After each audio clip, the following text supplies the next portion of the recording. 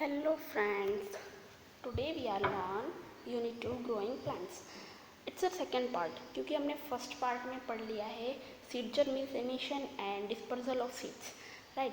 अब हमें क्या करना है, इसके बाद वाला टॉपिक इसमें नेक्स्ट पार्ट में growing new plants from other parts of the plant. हमने ये देखा कि सीड में से हम प्लांट्स को ग्रो करते हैं, बट अब हमें इसमें ये देखना है कि जो प्लांट है उसे हम सीड के अलावा और किस पार्ट में से हम प्लांट्स को ग्रो करा सकते हैं। So this is our topic is growing new plants from other parts of the plants.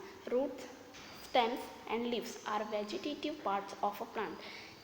Root जो है, स्टेम है और लीव्स है, ये सारे क्या है, वेजिटेटिव प्लांट्स है, parts of the plant. Plant के वेजिटेटिव पार्ट है, मतलब इसे हम खा सकते हैं, ठीक है। लीव्स है जैसे कि हम तो स्पाइनेच जैसे कि पालक है, उसकी लीव्स हम खाते हैं। स्टेम जो है वो भी हम खाते हैं अलग अलग प्लांट के, ठीक है। और रूट्स जो है वो भी हम खाते हैं। रूट्स वगैरह जैसे कि गाजर वगैरह हो गए तो वो तो रूट्स ही हुए, वो ज़मीन में उगते हैं, तो वो कैरोट वो हम खाते हैं। तो ये सारे वेजिटेटिव मीन्स जिसे हम खाते हैं, अपने फूड में लेते हैं, उसे हम वेजिटेटिव पार्ट्स कहते हैं। The method of growing plants from their vegetative part is called vegetative propagation. क्या जिस वेजिटेटिव पार्ट्स में से हम प्लांट को ग्रो कराते हैं उसे हम क्या कहते हैं, vegetative propagation. First one is new plant from roots. Roots में से नया प्लांट हमें उगाना है, तो वो किस तरीके से होता है। Roots of some plants such as carrot, dahlia, beetroot, radish, turnip and sweet potato can produce new plants. ये सारे जो हैं इसमें से हम इनके रूट में से नए प्लांट्स हम ले सकते हैं, उसके एग्जाम्पल्स, ठीक है। इसकी एक एक्टिविटी आपको दी हुई है, एक्टिविटी के थ्रू हम इसे समझते हैं।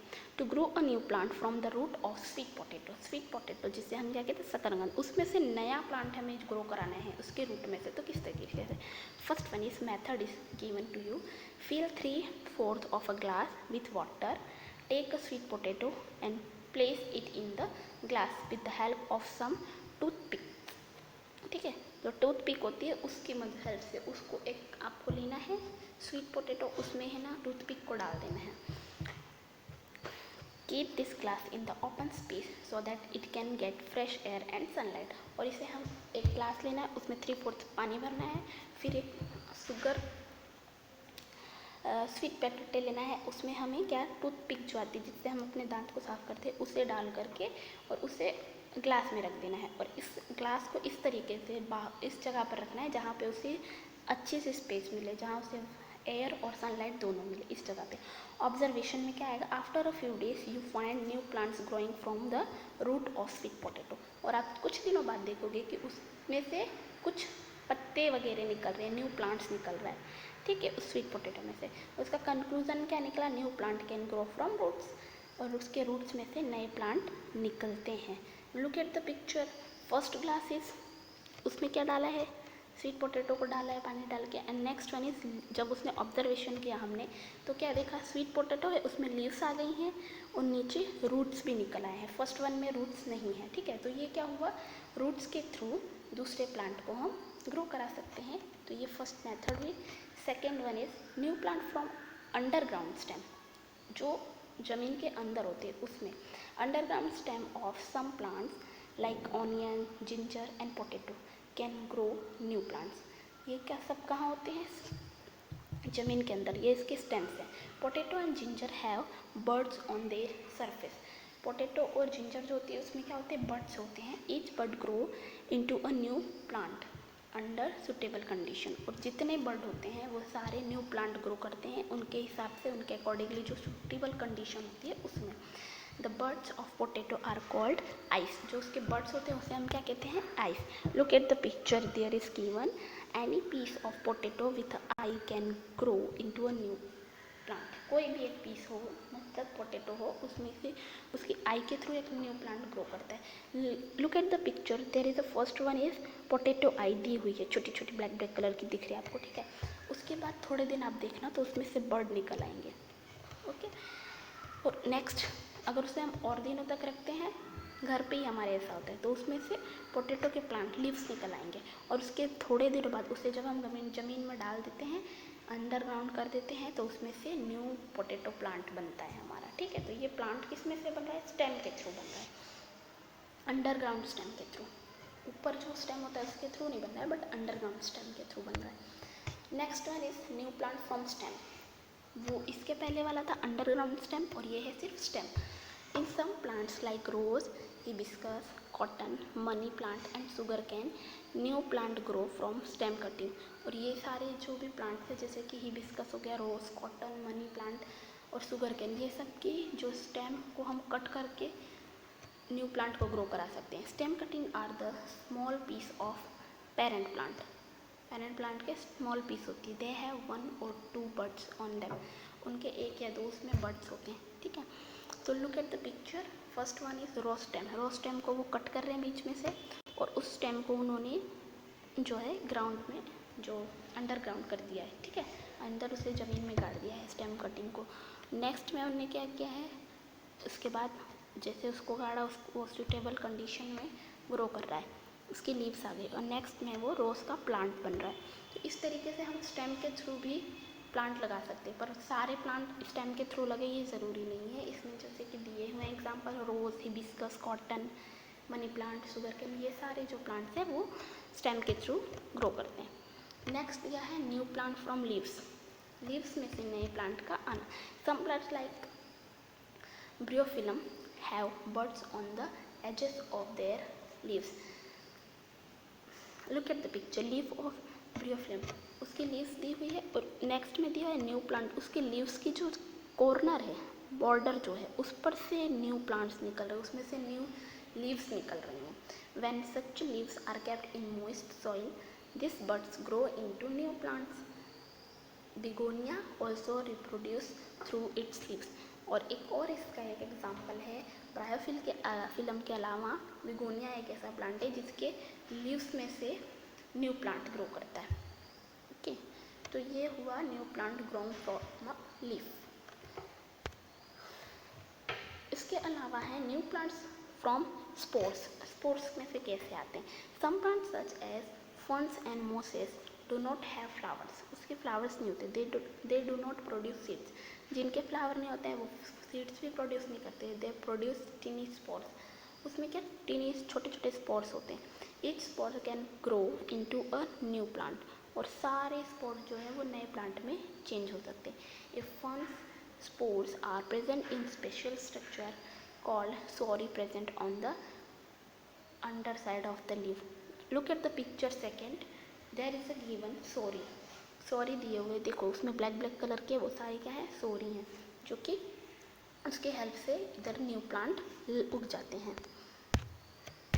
So our next topic is agriculture. Its most important topic for us because क्योंकि एग्रीकल्चर में क्या आता है, खेती करना, ठीक है। और वो हमारे लिए इम्पॉर्टेंट है क्योंकि जो किसान हमारे लिए उगा रहे हैं अनाज, वो किस तरीके से उगाते हैं उसे हमें अपने अकॉर्डिंगली समझना चाहिए, ओके। तो first one is agriculture. The mass production of plants for food and other purpose is called agriculture. Mass production, mass means बहुत ज़्यादा प्रोडक्शन करना, ठीक है, बहुत ज़्यादा मात्रा में। मास मीन्स बहुत ज़्यादा हो गया, माइक्रो मीन्स बहुत कम। तो मास यानी बहुत ज़्यादा प्रोडक्शन करना हो तो प्लांट्स और फूड के लिए बहुत ज़्यादा प्रोडक्शन जो होता है उसे हम क्या कहते हैं, एग्रीकल्चर। उस पर्पज़ से जो हमने किया होता है उसे एग्रीकल्चर कहते हैं। Various stages of agriculture are shown. अब एग्रीकल्चर में बहुत से ऐसे स्टेजेस हैं जो आपको दिए हैं। First one is there is ploughing. What is ploughing? It help to loosen the soil. जो सॉइल है हम ऐसे ही, अब हमारे पास पड़े हैं ज़मीन, उसमें हमने ऐसे ही सीड डाल दी तो वो उग जाएंगे? नहीं, उगेंगी ऐसा नहीं कि नहीं, एक भी नहीं उगेंगी, कुछ ऐसी होंगी जो उग जाएंगी, ठीक है, बट सारी ऐसे नहीं उगती हैं। जैसे कि वीट हो गया, राइस हो गया, इन सब के जो सीड्स हैं उन्हें हम इसी तरह ऐसे ही हाथों से आँख बंद करके फेंक दिया तो वो उग जाएगा, ऐसा नहीं। फर्स्ट स्टेज उसका होता है प्लफिंग, यानी जो सॉइल है उसे हमें लूज़ करना होता है खोद कर, क्योंकि ऐसे तो हमारा बहुत वो कड़क हो गया होता है सॉइल, कुछ दिनों से हमने उसमें कुछ किया नहीं होता है, कोई फसल नहीं उगाई होती है, इसलिए तो इसको हम क्या करते हैं, प्लफिंग से हम सॉइल को जो है लूज़ करते हैं। Next step is manuring it. It has to add manure in the soil. पहले उससे प्लफिंग किया, अब उसमें है ना हम मैन्योरिंग मीन्स जो खाद होती है उसे हम ऐड करेंगे ताकि उसमें जो न्यूट्रिएंट्स जो हैं सॉइल में वो आ जाए, अगर उसमें ना हो तो उस फसल के accordingly. Next one is sowing seeds. उसके बाद हम क्या करते हैं, plants grow from this seed. Sowing मतलब जो सीड जो होती है, बीज जो होती हैं, उसे खेतों में डालना। इसकी हेल्प से सीड, इसी सीड से जो प्लांट है वो ग्रो करता है। Fourth one is irrigation. जब हमने पहले प्लफिंग की, उसके बाद मैन्योर ऐड किया और उसके बाद बीज को है हमने उसमें ज़मीन में डाल दिया। अब उसके बाद उसकी इरिगेशन, इरिगेशन मीन्स सिंचाई करना। It supplies sufficient water to plant for growth. वो क्या करता है, जिस प्लांट को जितनी ज़रूरत है उतनी मात्रा में उसे पानी देना। Next one is spraying pesticides. अब हमारे जो खेत में फसल जो होती है वो हो जाती है, क्रॉप्स हो जाती हैं, जब बड़े बड़े हो जाते हैं तो उसमें कुछ कीड़े लग जाते हैं, ठीक है। सो उसको हमें हटाने के लिए स्प्रे करना पड़ता है पेस्टिसाइड्स का। It kills the pets and protects the crop. और उसके वो क्या करता है, जो उसमें जो जम्स लग जाते हैं, जो कीड़े लग जाते हैं, उन्हें मार देता है और हमारी जो क्रॉप है उसे प्रोटेक्ट करता है pesticide. Next one is cutting and gathering of crops. जब सारी प्रोसेस हो जाती है तो उसके बाद हम when the crop is ready it is cut and gathered. जब वो मैच्योर हो जाती है, हमारी जो फसल क्रॉप है वो मैच्योर हो जाती हैं, कट करने के लायक हो जाती है, तब हम उसे कट करते हैं और लेकर घर पर आते हैं गैदरिंग करके। तो ये चीज़, ये 6 प्रोसेस हुई, ठीक है। इसका डिटेल आपको आगे की क्लासेस में मिलेगा, बट ये 6 स्टेप्स हैं जिसे हमें याद रखना है एग्रीकल्चर में। नेक्स्ट क्या दिया हुआ है, plants of the same kind grow on a large scale at a particular place during a particular time are called crops.